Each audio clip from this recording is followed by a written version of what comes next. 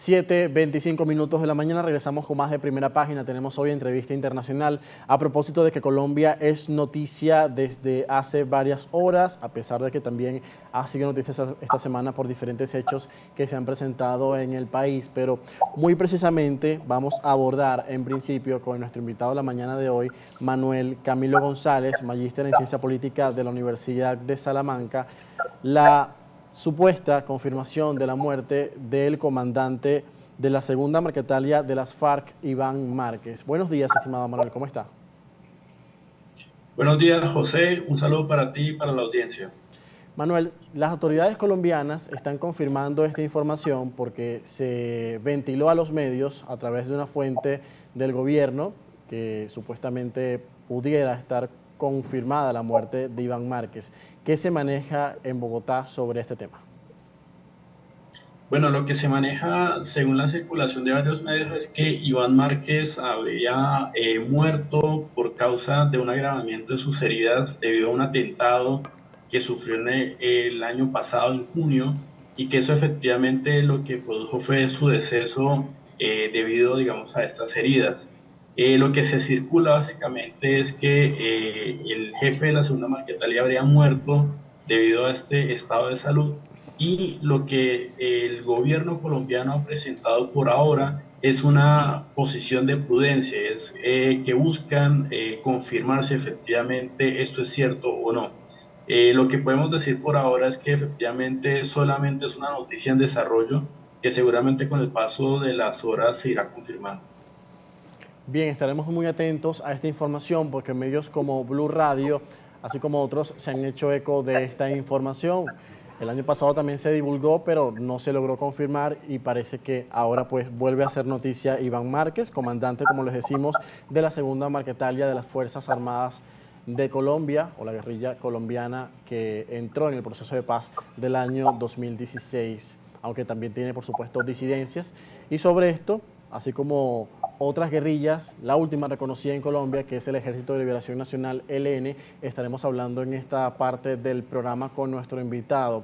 Esta semana, estimado Manuel, se ha acordado un cese al fuego bilateral entre el ELN y el gobierno colombiano, mientras se negocia la paz que ha tenido lugar estos encuentros desde noviembre, comenzando acá en Caracas, luego otras etapas que han continuado en países como Cuba.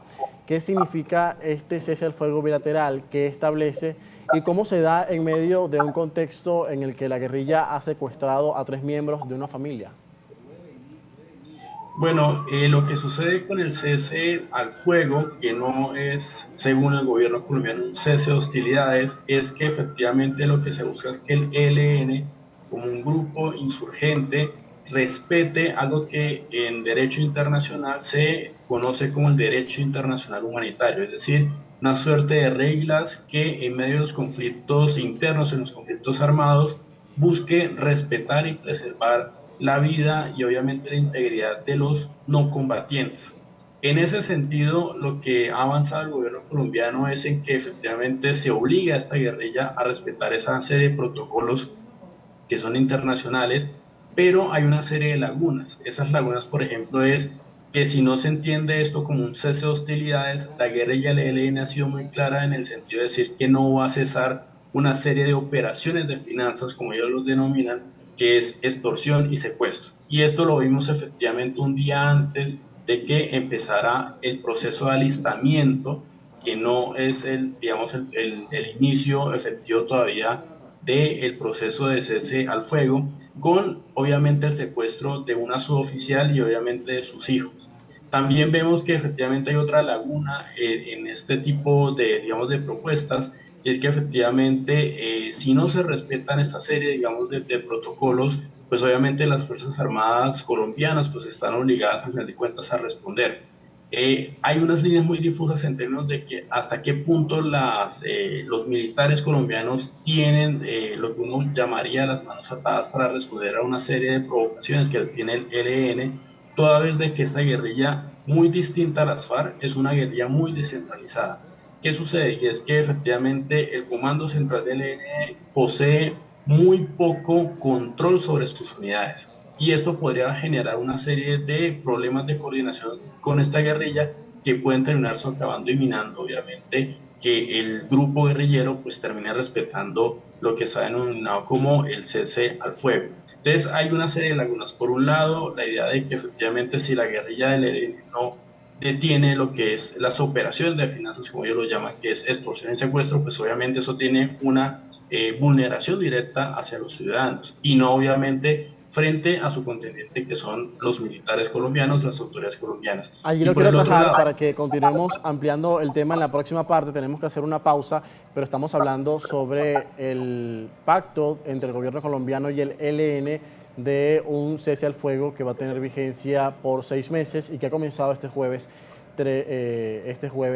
pasado precisamente 6 de julio. Vamos a la pausa, a la vuelta más de Primera Página. 7:34 minutos. Continuamos conversando con Manuel Camilo González, máster en Ciencia Política de la Universidad de Salamanca. Está ahora conectado con nosotros desde Bogotá, Colombia. Ahora, Manuel, el gobierno colombiano dice que es inaceptable que el ELN continúe cometiendo extorsiones, secuestros, como ha sucedido en estas últimas horas y en los últimos días, con 3 miembros de una familia, una sargento que ha sido secuestrada junto a sus 2 hijos. Uno de ellos es autista y esto se da previo a este cese al fuego bilateral. ¿Hay garantías o no del cumplimiento de esta tregua?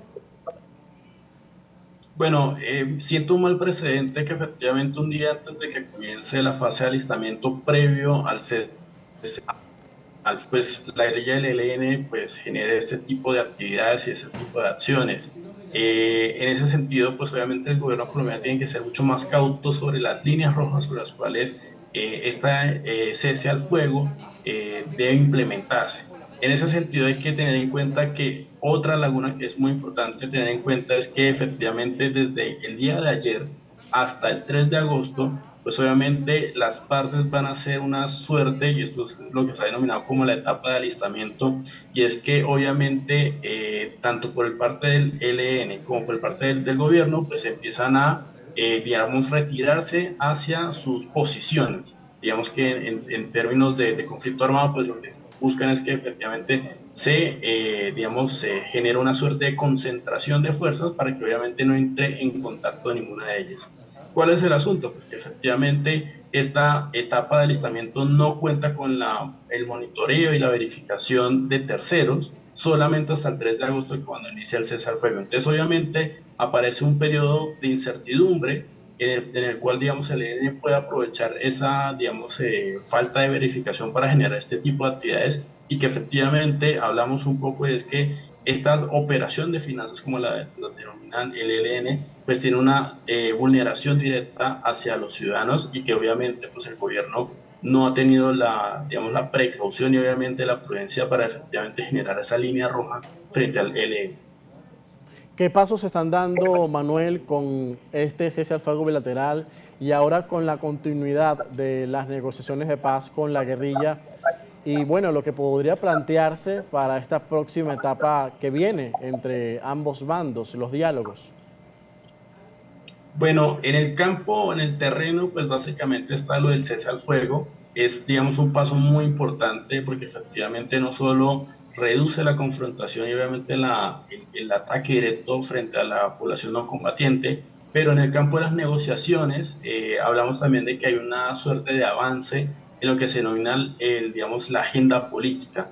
Y es que efectivamente el gobierno ya ha dado muestras, y obviamente el ELN ha dado muestras de tener una concertación, un consenso sobre una, digamos, una mesa amplia de consulta para que efectivamente la población y los ciudadanos participen a la hora de entender cómo el ELN puede hacer ese tránsito de grupo insurgente a algún tipo de organización política. No sabemos cómo se van a organizar, pero efectivamente en paralelo a lo que sucede en el terreno, sí se están dando, digamos, avances en términos de cuáles serían esas condiciones y esas nuevas normas por las cuales el ELN pues dejaría las armas, se desmovilizaría y obviamente tendría una participación efectiva como lo tuvo o lo tiene, digamos, en este caso las ex-FARC, que se han, digamos, congregado en torno a la idea de un partido que no es común.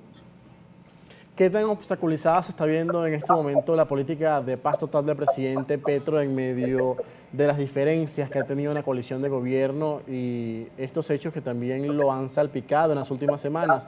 Estamos viendo este proceso que es importante, es una prioridad para él, pero así como este, hay otros que se abren en el camino. Sí, efectivamente, digamos, hay dos puntos importantes. Primero, es que la paz total es una paz desordenada, es una paz que, digamos, no ha tenido el tacto suficiente para ser de alguna forma planificada, que se generen, digamos, una serie de puntos de encuentro, y eso lo que ha generado es que efectivamente el gobierno genere una serie de decisiones que a veces terminan siendo contradictorias e incluso en el afán mismo de conseguir acuerdos, pues termina dejando esta serie de lagunas que pueden ser aprovechadas por, digamos, su rival en la mesa, que es el ELN. Por otro lado, también hablamos de que efectivamente la falta de un marco jurídico, como es la ley de sometimiento, pues también genera una serie de, digamos, de incertidumbres para el grupo guerrillero. ¿En qué sentido? En que efectivamente la paz total, como esa política que busca el gobierno de Gustavo Petro de negociar con todas las organizaciones, independientemente si son guerrilleras o no, pues obviamente termina por meter en el mismo saco al ELN con las BACRIM, por ejemplo. Y eso es algo que, por ejemplo, al ELN no le gusta. Por eso el gobierno corrió efectivamente a declararlos o a darles un estatus de beligerancia para efectivamente generar una serie de diferenciación. Pero eso, digamos, también se refleja mucho en la idea de que efectivamente esa falta de coordinación se ve en la falta también digamos, de agenda legislativa que el gobierno, pues digamos, no ha podido impulsar. Casi que el 3% digamos, de sus iniciativas fueron aprobadas. Es un pobre desempeño y dentro de ese pobre desempeño pues está la falta de una ley que establezca cuáles son los puntos y los lineamientos de los cuales se tienen que dar las negociaciones con todas las organizaciones que el gobierno quiere, digamos, generar negociación. Bueno, Manuel, le agradecemos mucho por acompañarnos en esta oportunidad y ayudar a la audiencia que nos ve cada mañana en Primera Página a entender mucho más este proceso y que ha representado este cese fuego bilateral entre el ELN y el gobierno de Colombia, pero también nos mantenemos pendientes a lo que pueda darse en las próximas horas con la posible confirmación de la muerte del guerrillero Iván Márquez. Gracias por acompañarnos. Muchas gracias a ti, José, y un saludo para la audiencia. Hoy con nosotros Manuel Camilo González, magíster en Ciencia Política de la Universidad de Salamanca, con nosotros desde Bogotá, Colombia. Vamos a la pausa y a la vuelta más actualidad en Primera Página.